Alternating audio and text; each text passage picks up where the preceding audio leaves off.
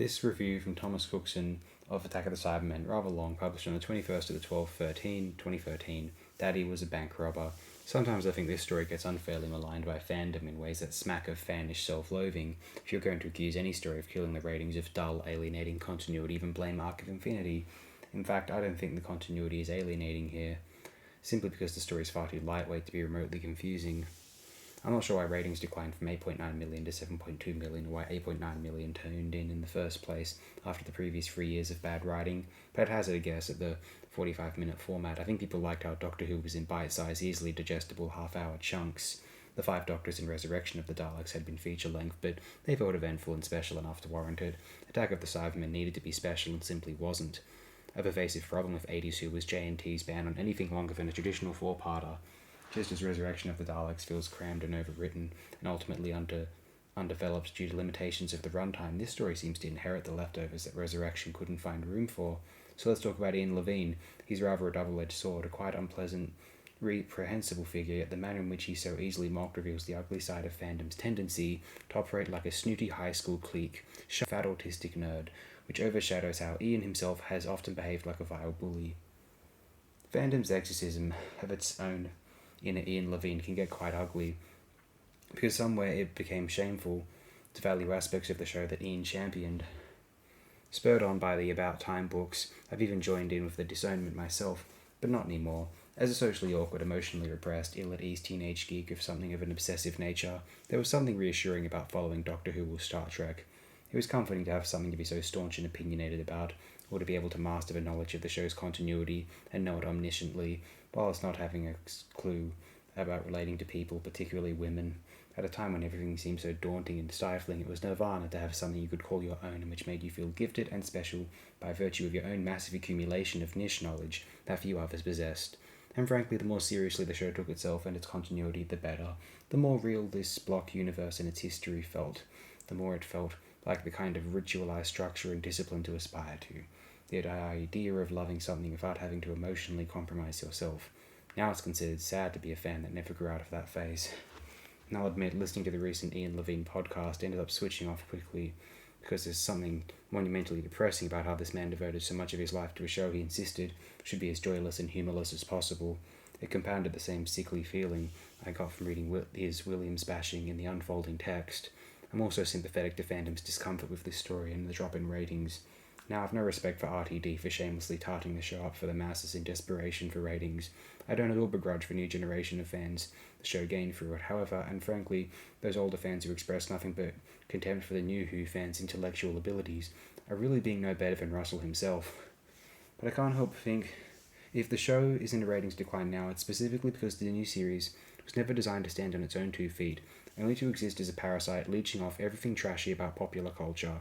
But still, I understand. If a casual viewer is put off by Death to the Daleks or the Ark in Space, they're probably never going to be a fan anyway. But there's something horrifying about the thought that someone who could have potentially become a fan, with the inclination to appreciate the show's moral message, despite never having seen the show before, might stumble upon Warriors of the Deep or the Twin Dilemma, or this story, take its nastiness in earnest.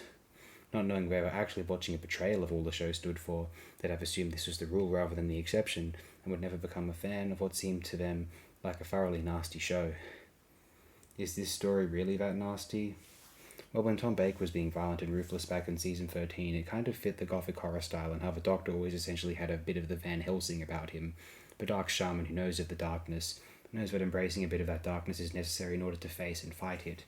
Under Davison, this aspect of the Doctor was almost entirely lost, with the exceptions of Earthshock and Snake Dance, as the Doctor inexplicably regressed into someone utterly clueless. There was perhaps the intent to get this aspect back with Colin, hinting that this particular maladjusted, volatile Doctor knew the darkness intimately better than his predecessors. But unfortunately, we had a script editor who, even if his boss would have let him do his job properly, didn't know where the line should be drawn and didn't really like this particular Doctor anyway. And as seen in Warriors of the Deep and Resurrection of the Daleks, Eric was frustratingly incapable of reckoning for what he saw as a malaise in the Doctor's character. In fact, all he could do is bloat it. Indeed, one gets the impression that after being dismayed at the flatness of early stories like Time Flight, he just wanted to up the action and edge every way he could. And to his credit, the first episode is paced fairly well and feels energetic and even witty in places. In fact, damn it, there are parts of this that make it feel like this show belongs on Saturday nights again for the first time since State of Decay, but then it quickly goes stale in Part 2. I don't have the ill will towards this story that I do with Warriors of the Deep and RTD's writing. This may surprise some or even prompt them to grab bullshit on me, but despite the fact that online fandom's internalized snobbery has made a vicious snob of me, I am consciously aware that most writers are only trying to entertain, but they don't really deserve to be vilified for that even when they screw up. They probably tried their best. That's why I avoided joining in with the ugly online lynching of Helen Raynor. I make an exception, however, for Russell's Philistine writing and for Warriors of the Deep, because I honestly believe that there is not an ounce of goodwill toward the viewer in either, and that they are written with the same dripping contempt that they deserve. Seriously, hearing Warriors being likened to Freds pains me, as Warriors might be the only drama about the Cold War that actively scorned anyone who wanted to live through it. In some ways, I see Attack of the Cybermen strangely as a naive story, but morally it upset a lot of people. Why? For the record, Lytton's hand-crushing never troubled me, maybe because I can't see the purported sadism in it. Frankly, I've never got the suggestion that we're meant to delight in Lytton's agonies. He shows an admirable stoicism in the face of it, and there is a sense of personal penance for him. The problem is J&T's long-running insistence on cutting and jumping scenes to give the impression of pace, which means this is all that happens in the scene. A similar problem afflicts Arc of Infinity, where Tegan's being tortured in the Matrix and the action actually cuts away before returning to the Doctor finally relenting. Furthermore, this is the only positive characterization Lytton gets, but we're now well into the 80s macho, pain-builds character cinematic philosophy. The other problem is Eric's too in love with the character. Eric didn't seem to like most of his characters, least of all the Doctor. In Resurrection, between J&T's restrictions on the Doctor and Terry Nations on the Daleks and Davros, Eric found more freedom and solace in focusing on Lytton, and through this, the unlikely happens, and Eric seriously tries to sell the mass murderer as suddenly good and redeemed, out of the blue. For 1981, Toxteth and Brixton riots bolstered a public perception of violent criminals as folk heroes, acting in defiance of an unjust police state. Amidst this disillusionment and injustice, people started developing seriously warped ideas of what being a law unto yourself means, and believing it their right to treat each other and their communities as horribly as they liked. Factor in Ian Levine's own monstrous sense of entitlement, existing in a constant state of nerd rage, and thinking himself a law unto himself, and it explains how this story happened. Like in Warriors of the Deep and Resurrection of the Daleks, we get ubiquitous malicious violence, demonized policemen, and glorification of violent mobs. But Eric Humphel, anything off characterization-wise except killing off Lytton and having the Doctor disproportionately lament him to desperately force a downbeat ending which is all surface and doesn't connect emotionally with the overall story. In drama, even death can be life-affirming, but Eric's writing is usually merely death-affirming. I've often said that J&T's neutering of the Doctor and swamping him with companions and past foes from Logopolis onwards led to stories feeling out of balance. The same thing happens here, and it's tempting to see this is where the swamped Doctor finally starts seriously and promptly fighting back, no longer procrastinating or waiting for his cue. But the Doctor's strength has always been knowing his cue. It defines his integrity and makes for a satisfying dramatic conclusion. Lance Parker nailed how the problem is there's no ticking clock, and the Cybermen are procrastinating on their plan throughout the story. When the Cybermen's deadline is a year away, it puts a dampener on any urgency, and therefore the Doctor's actions don't feel mitigated by any race against time. It might have worked if the story focused on the horror of the Cybermen cannibalizing underground workers to their cause, but this gets abandoned and forgotten quickly. In terms of the Doctor as Van Helsing, that usually works best when his foe is near invincible, and only knows the one chemical weakness it has. Having an invincible foe instantly conveys why it's imperative for our hero to destroy them in any way he can. Unfortunately here, the Cybermen are so easily and mindlessly killed throughout the story that the Doctor's methods seem like easy, cheap overkill.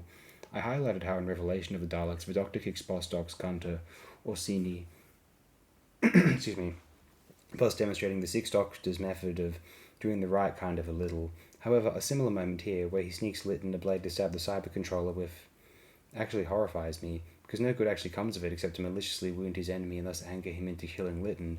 In fact, the Doctor practically leaves him to fight it out while it's distracted elsewhere, shooting other Cybermen. All Lytton does is save the Doctor from his own futile decision to come here.